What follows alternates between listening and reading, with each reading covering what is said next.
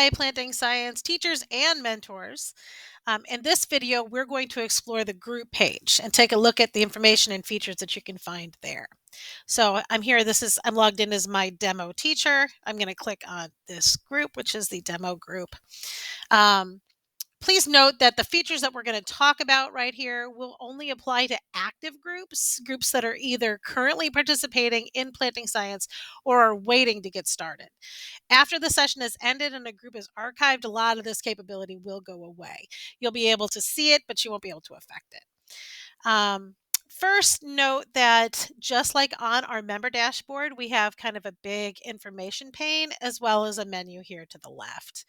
The big information page has information that was loaded in from the teacher's application when they applied to take part in the session.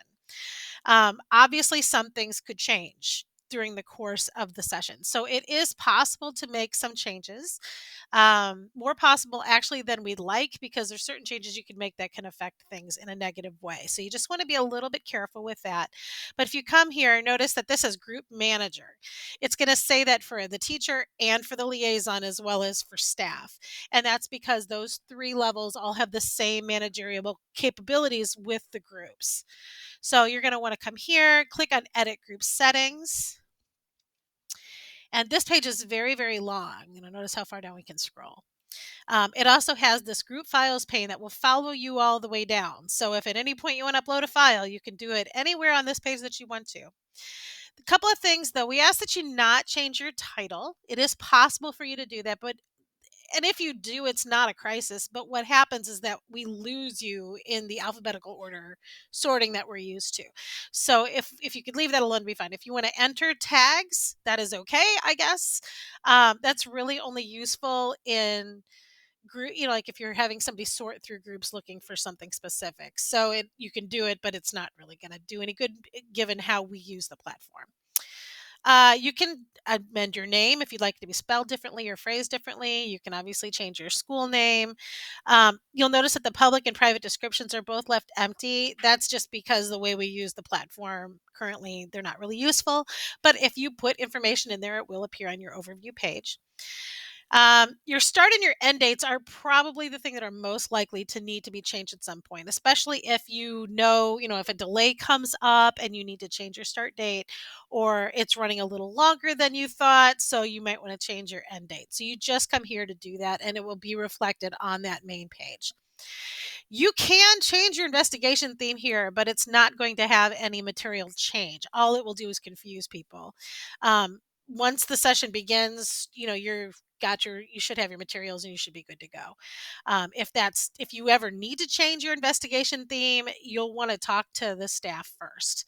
So changing it here doesn't mean that we notice and immediately send you out new supplies. Unfortunately, you'd have to actually talk to us to do that. Um, the session also, best not to change that just because it causes confusion. But down here, the outcomes, if you do want to change this, please feel free. If you want to, massage outcomes based on if the teacher has different things that have changed or they've accomplished something and they now want to accomplish something more, you can certainly add to it.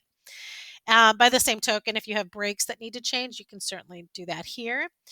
Same thing here. If you need to amend that, you can. If you want to change your course name and the description and the science background and language skills of students, you can do that. Also, if there's any additional information, you can also provide that here. So it's pretty flexible. It's just like the application. You're basically just amending what you put in so that your mentors and your liaison are up to date. Now, when you get down here to the logo, it is fun to put in a logo. So you might want to go ahead and use this group files repository to upload an image that represents your group. To do that, you just click this click or drop file. It'll take you to a browse your computer. You can pick the file and upload it, and it will appear in this list. Once it appears in this list, it will also appear in this one. So you can select your logo from this drop-down list. The membership settings and join policy, you're going to find that almost all groups are set to invite only. That has been our standard as long as we've used the platform. However, we are in the process right now of engineering a way to use the restricted join policy as well. And what the restricted policy does is it opens your group up so that mentors who are interested in mentoring but have not been invited can indicate to you that they'd be interested in working with your group. So that can be very helpful if you're struggling to find mentors or something like that. We may say, let's go ahead and set it restricted. We'll let all of our mentors who are interested in mentoring know, and they can come and see if your group is a good fit. If they join this way, they are not automatically added to the group. The liaison and the teacher still have to approve them to join. It just lets them know that this is a group that needs people. So that's something that is Hub Zero is currently working on retooling into something that looks a little better than it currently does. But we can use it now if we need to. So we'll just let us know if you're having trouble inviting folks and you're not getting enough people. We do ask that you don't set it to open because that means just anybody can join. That's not very safe. So just please don't set it to that. And closed means you can't bring anyone new in. So you wouldn't want to do that unless you really were sure you had everybody. Privacy settings, typically we keep them visible just because that way we can all see them on the page. Hiding them doesn't really add to the privacy of it because there shouldn't really be anything super private going on. But if you have a compelling reason to want to hide it, just let us know so we don't unset that for you. And then these should just be left alone. Down here at the bottom, you want to make sure that if you've made any changes to anything that you click Save Group before you leave this page, or they will just unset everything you did.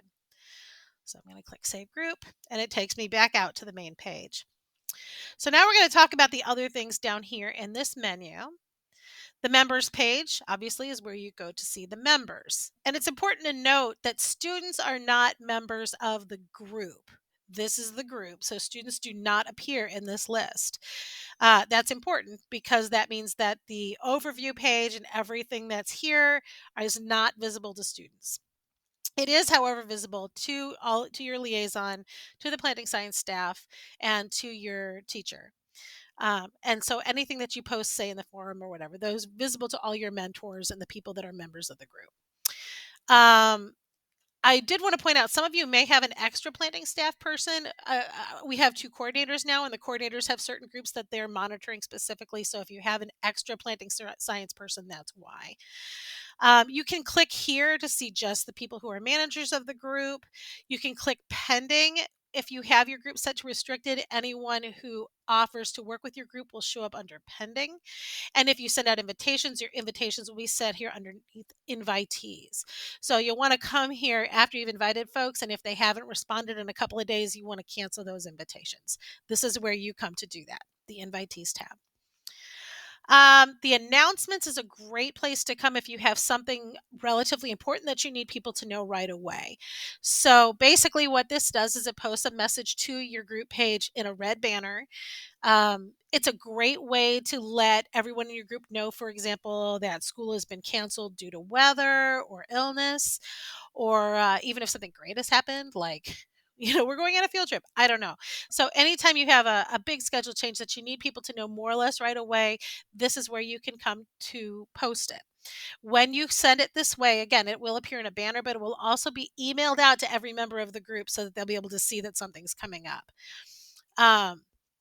Once the announcement has been issued, it will also show up here in a list. That's why this is no results found, because this group hasn't had any announcements yet.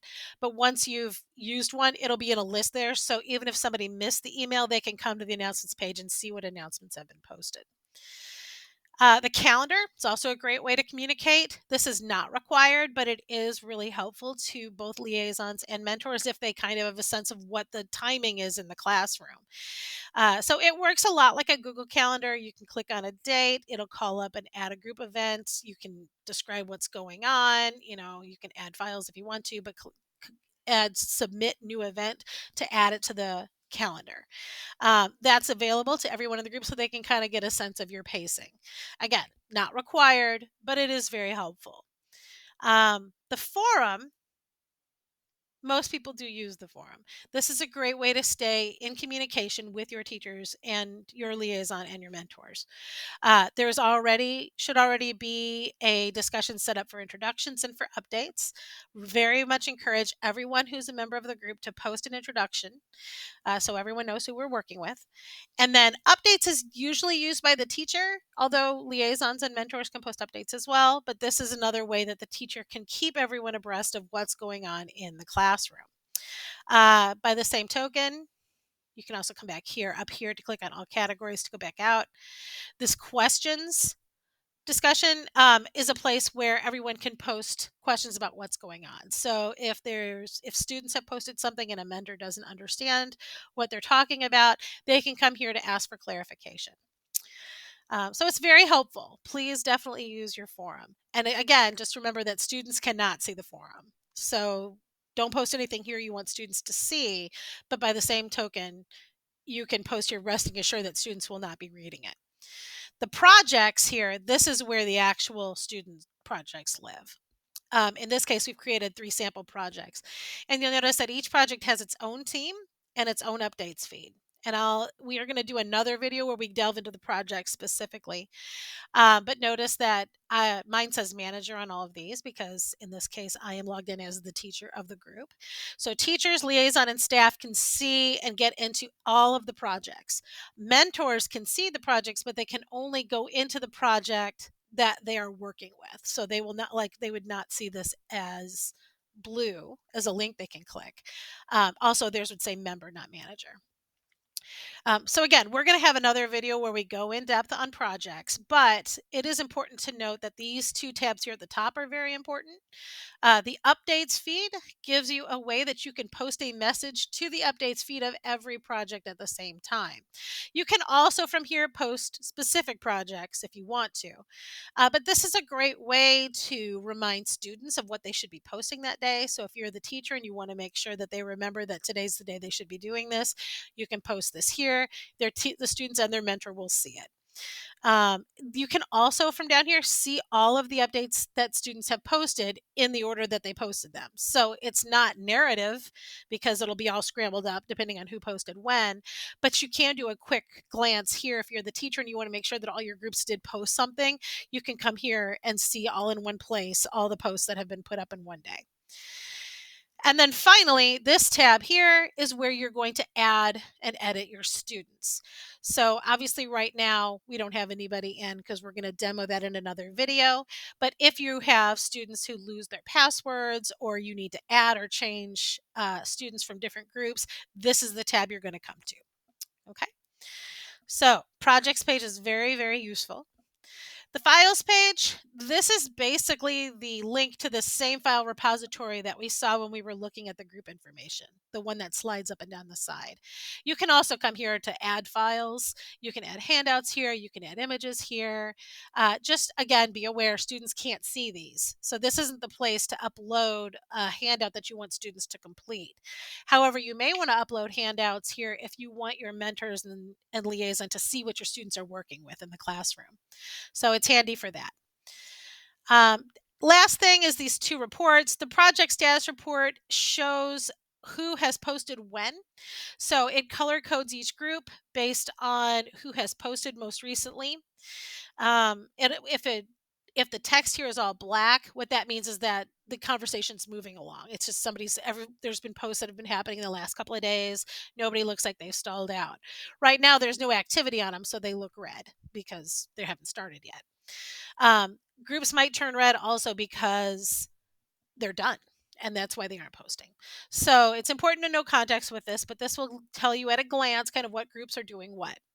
The member status report is similar except that it shows all the people individually and who has posted recently and who has not. So if you're looking to see, specific students will be listed here. If you want to see which mentors have logged in recently, you can see when they've logged in last, what their latest blog post was, how many times they've visited, etc. So it's a handy place to come and just kind of check what's going on and who's doing what. So that's it. That is your group page. If you have any questions, of course, please don't hesitate to reach out to us at psteam@plantingscience.org. We are more than happy to help. We will field any question you have. Don't feel like it has to be a fantastic question. We're here to talk you through it. And as always, thank you for making us part of your work. Have a great day.